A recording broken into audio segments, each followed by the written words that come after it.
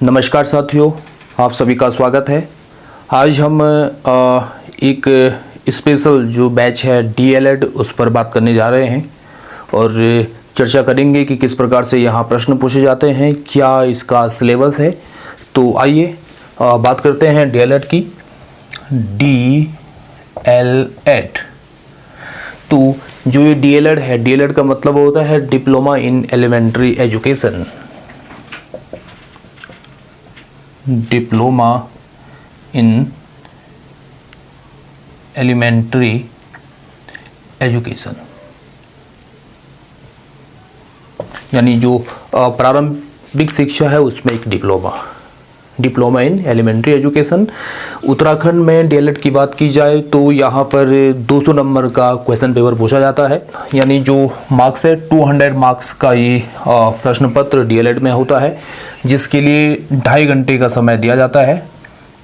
2.5 घंटे का समय का मतलब 150 मिनट। तो आपको 150 मिनट में 200 प्रश्न हल करने होते हैं। दूसरी महत्वपूर्ण बात, यहाँ पर जो माइनस मार्किंग है यानी ऋणात्मक मूल्यांकन है वो नहीं किया जाता है, माइनस मार्किंग नहीं होती है। और दूसरी बात हम जो बात कर रहे हैं डीएलएड की कि यहाँ पर 50 नंबर का जीएस आता है, यानी जो जनरल स्टडी या हम कह सकते हैं जनरल नॉलेज। उसके बाद जो 50 नंबर का है ये रीजनिंग आता है, यानी तर्क शक्ति जिसमें पूछा जाता है।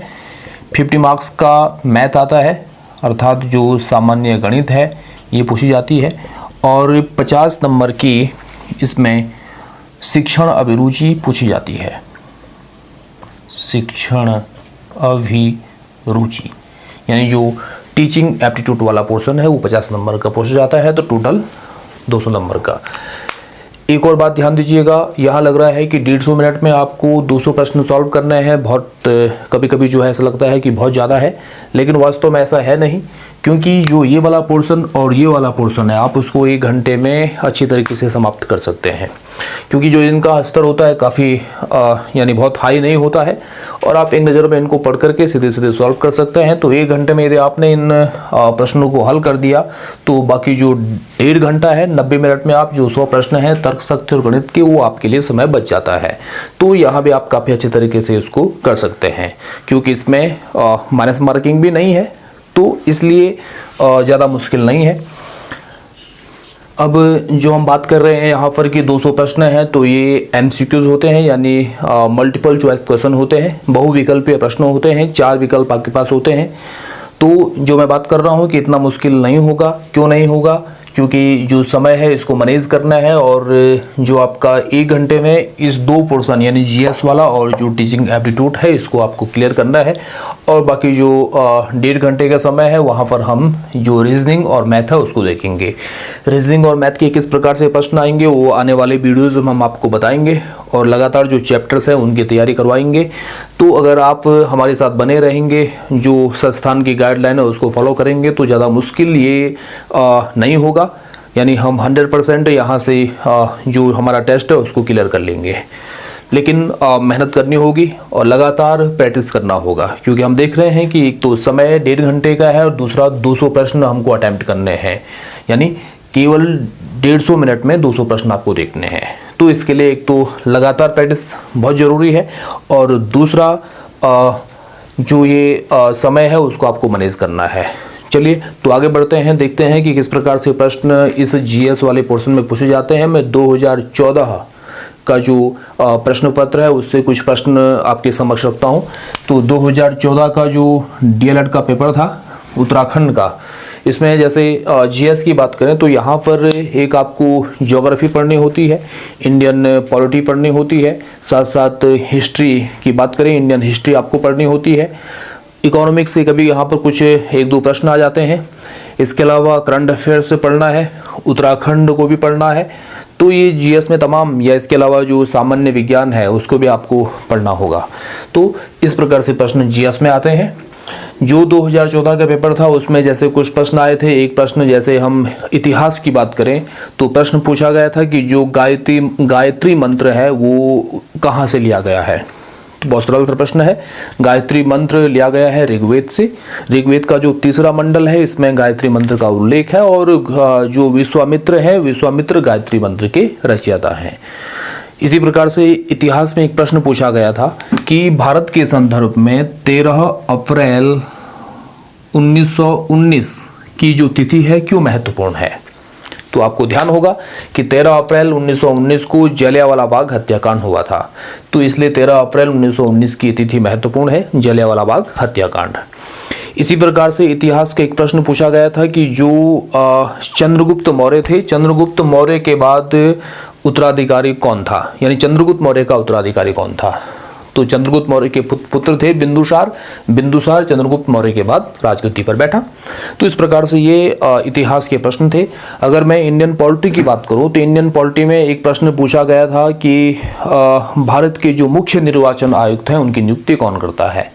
तो आप समझ गए होंगे, भारत के मुख्य निर्वाचन आयुक्त की नियुक्ति करता है भारत का राष्ट्रपति। जो हमारा चीफ इलेक्शन कमिश्नर है उसकी नियुक्ति राष्ट्रपति के द्वारा की जाती है। थोड़ा सा हम अगर भूगोल की बात करें तो भूगोल में एक प्रश्न पूछा गया था, जैसे साल, सागौन या आम, ये किस प्रकार की वनस्पतियां हैं। तो आपको ज्ञात होगा साल, सागौन, शीशम, चंदन, ये सारे के सारे जो मानसूनी वन होते हैं या पतझड़ वन होते हैं। तो मानसूनी या पतझड़ वनों की ये वनस्पति थी। इसी प्रकार से एक प्रश्न था कि जो सूर्य ग्रहण कब होता है। तो आपको ज्ञात होगा सूर्य ग्रहण का मतलब, यानी जब जो सूर्य है, सूर्य और पृथ्वी के बीच में चंद्रमा आ जाता है। यानी इस प्रकार से ये अर्थ, ये आपका मून और सूर्य, तो सूर्य और पृथ्वी के बीच में जब चंद्रमा आ गए तो तब चंद्रग्रहण, तब जो है सूर्य ग्रहण हो जाता है। सूर्य की जो रोशनी है पृथ्वी तक नहीं आ पाती है। तो इस प्रकार से ज्योग्राफी में ये प्रश्न पूछा गया था। इसी प्रकार अगर हम उत्तराखंड की बात करें तो उत्तराखंड में जैसे एक प्रश्न था कि जो चमोली का रेणी गांव है, ये गांव है रेणी, रेणी गांव क्यों प्रसिद्ध है। गोपेश्वर के निकट एक गांव है रेणी, तो ये रेणी गांव क्यों प्रसिद्ध है। आपको ध्यान होगा कि चमोली के निकट जो गोपेश्वर वाला क्षेत्र है, गोपेश्वर के निकट रेणी गांव से ही चिपको आंदोलन की शुरुआत की गई थी। गौरा देवी के द्वारा चिपको आंदोलन की शुरुआत इस रेणी गांव से हुई थी। आगे चल कर के सुंदरलाल बहुगुणा और चंडी प्रसाद भट्ट ने इस चिपको आंदोलन को काफ़ी जो है व्यापक स्तर पर शुरू किया। ठीक, तो ये हमारा उत्तर था रेणी गांव। इसी प्रकार से एक प्रश्न पूछा गया था कि जो उत्तराखंड में हैवी इलेक्ट्रिकल्स है वो कहाँ पर है, यानी जो भेल है, आपको ज्ञात होगा BHEL, Bharat heavy electricals limited. आगे चल के हम बात करेंगे। उत्तराखंड के प्रश्न भी इसी प्रकार से पूछे जाते हैं। तो जो भेल है इस समय हरिद्वार में, Bharat heavy electricals limited Haridwar. तो ऐसे प्रश्न यहाँ से पूछे गए हैं। इसके अलावा एक और प्रश्न पूछा गया उत्तराखंड का, जैसे उत्तराखंड की सबसे ऊंची चोटी कौन सी है। तो बहुत सिंपल सा है, उत्तराखंड की सबसे ऊंची चोटी है, सबसे यानी जो हाईएस्ट पीक है वो है नंदा देवी। नंदा देवी उत्तराखंड की सबसे ऊंची चोटी है और नंदा देवी की जो ऊंचाई है वो है 7,817 मीटर। ये नंदा देवी की ऊंचाई है, उत्तराखंड की सबसे ऊंची चोटी है। अगर हम थोड़ा सा विज्ञान की बात करें तो विज्ञान में जैसे प्रश्न पूछे गए थे कि मानव के शरीर का औसत तापमान क्या होता है, पॉसिबल, और जो विकल्प था उसमें था 37 डिग्री सेंटीग्रेड। मानव के शरीर का तापमान होता है 37 डिग्री सेंटीग्रेड। तो बहुत आसान प्रश्न। इसी प्रकार से एक प्रश्न पूछा गया था कि जो निम्न में से कौन सी फसल मृदा में नाइट्रोजन अवशोषित करने के लिए उत्तरदायी है, या कौन जो है मृदा में नाइट्रोजन को बढ़ाती है। तो आपको ज्ञात होगा कि जो दाल कुल वाली फसलें होते हैं, लेग्यूमिनेसी कुल की जो पौधे होते हैं, वो वायुमंडल से नाइट्रोजन को अवशोषित करके और उसको जो है नाइट्रेट में बदल देते हैं और फिर पौधे जो है नाइट्रेट को नाइट्रोजन के रूप में लेते हैं। तो उसमें एक ऑप्शन था, वो था मटर।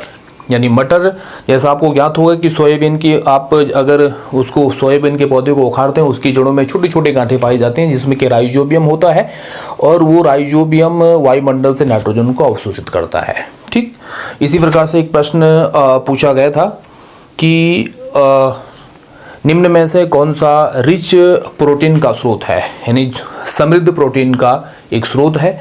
तो उसमें जो विकल्प थे उसके हिसाब से आप जानते हैं कि सोयाबीन एक रिच प्रोटीन का सोर्स होता है, यानी समृद्ध प्रोटीन सोयाबीन में होती है। तो ऐसे कुछ ये प्रश्न थे। या जैसे इसके अलावा मैं अगर बात करूं कि रिक्टर पैमाने से क्या मापा जाता है, एक प्रश्न ऐसा पूछा गया है कि रिक्टर पैमाने से क्या मापा जाता है, तो इसका उत्तर है भूकंप की तीव्रता। जो भूकंप की तीव्रता है, अर्थक्वेक फ्रीक्वेंसी, भूकंप की तीव्रता है, मापी जाती है रिक्टर पैमाने से। तो इस प्रकार से ये जीएस के प्रश्न आते हैं। तो ये हमने जो है एक डेमो दिया है, एक आपको बताया है कि क्या क्या इसमें पूछा जाता है। और अब इसके बाद हम सीधे जीएस की जो क्लासेस है उसको शुरू करेंगे, और इसके अलावा जो टीचिंग एप्टीट्यूड वाला है, शिक्षण अभिरुचि की क्लासेस है उसको शुरू करेंगे, और जो मैथ और रीजनिंग वाला पोर्शन है उसको भी शुरू करेंगे। लगातार प्रैक्टिस करेंगे, तो आप हमारे साथ जुड़िएगा और फिर हम अच्छे से तैयारी करते हैं। और जो ये डीएलएड का एग्ज़ाम है उसको हमने बिल्कुल क्लियर करना है, तो ये ठान लीजिएगा। तो आगे जो नेक्स्ट वीडियो है उसमें मिलते हैं। Thank you very much.